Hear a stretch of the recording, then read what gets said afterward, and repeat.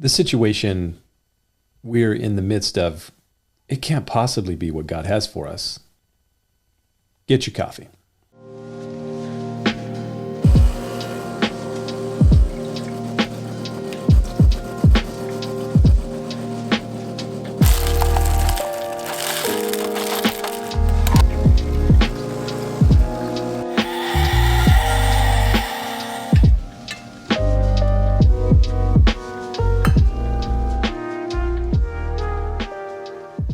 In preparing a message that I will share with the church that I pastor this Sunday, I was rereading some passages in the Old Testament prophetic books of Isaiah and Jeremiah.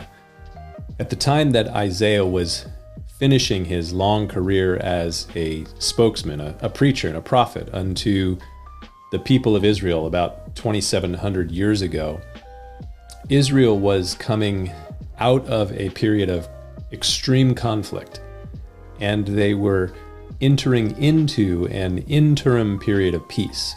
But it was a peace that would be temporary. Through much of the 8th century BC, Isaiah was prophesying to the people of the southern kingdom of Israel as the people were under the threat of the Assyrian Empire.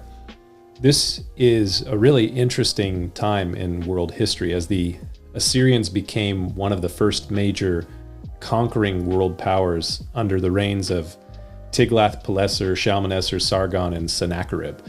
And Isaiah prophesied during this tumultuous time, but finally Israel was effectively free from the Assyrian threat. And for a window of time, they and much of the world of that day would have rest. But the peace would be only temporary, as it really always is in a broken world such as ours. And right after King Sennacherib of Assyria's rampage was ended, Isaiah prophesied to Hezekiah, the king of Judah, that eventually Hezekiah's descendants and the people of Judah would be carried away to Babylon. Now that wouldn't happen for about 100 years. Ultimately, it did happen in 586 BC. And by 586 BC, Hezekiah, Isaiah, they were long gone. But now Jeremiah was a prophet among the people of Israel in Judah.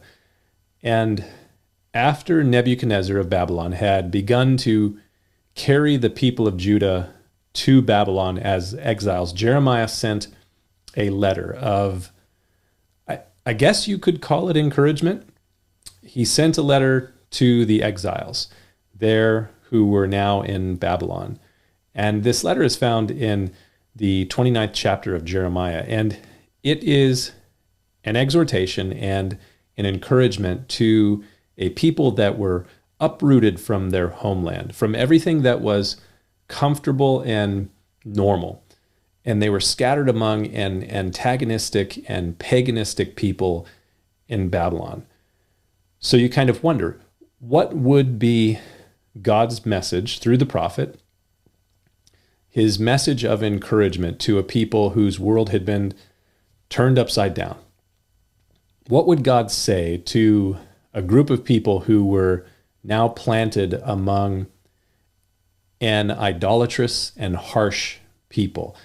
So we have the word that God speaks to this people there in Jeremiah chapter 29. Thus says the Lord of hosts, the God of Israel, to all who were carried away captive, whom I have caused to be carried away from Jerusalem to Babylon. Here's God's message to those people 2,500 years ago, uprooted and scattered among a culture that was not their own. God says to them, build houses and dwell in them. Plant gardens and eat their fruit. Take wives and beget sons and daughters. And take wives for your sons and give your daughters to husbands, so that you may bear sons and daughters, and that you may be increased there in captivity as exiles in Babylon, that you may be increased there and not diminished, and seek the peace of the city where I have caused you to be carried away captive, and pray to the Lord for that city where you are captives, exiles, because in that city's peace, you will have peace. And God says to the people, and don't let the soothsaying false prophets who are among you lie to you with deceptive words, and don't be deceived by your own visions and dreams for some miracle that is going to fix the plight that you find yourselves in. You're going to be in this situation for a long while. It's not going to get easier anytime soon. So build houses and plant gardens and get married and have some kids and have some grandkids and get comfortable, because you're going to be in this fix for a while. And seek the peace of the city where you're captive. Pray for the peace and blessing of that place, because as it is blessed with peace, then you will be blessed with peace, because you're going to be there for a while. I think it is safe to say that the people that received that letter from Jeremiah and from God through Jeremiah wouldn't have been excited about that letter.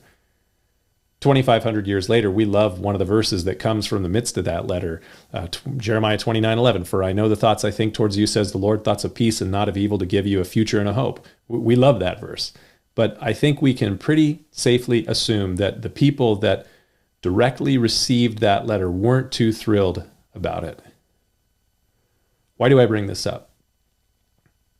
Because I've talked to a lot of people over the last couple of months who feel a bit uprooted and captive in an increasingly paganistic and antagonistic culture. And I think it's worth considering that this isn't the first time that the followers of God have had such an experience. In fact, as you get acquainted with the history of the people of God, you find out pretty quickly that this is kind of the status quo for the followers of God. And I think that is in part why Jesus taught his followers in Matthew chapter 10, behold, I send you out as sheep in the midst of wolves. Therefore, be wise as serpents and harmless as doves.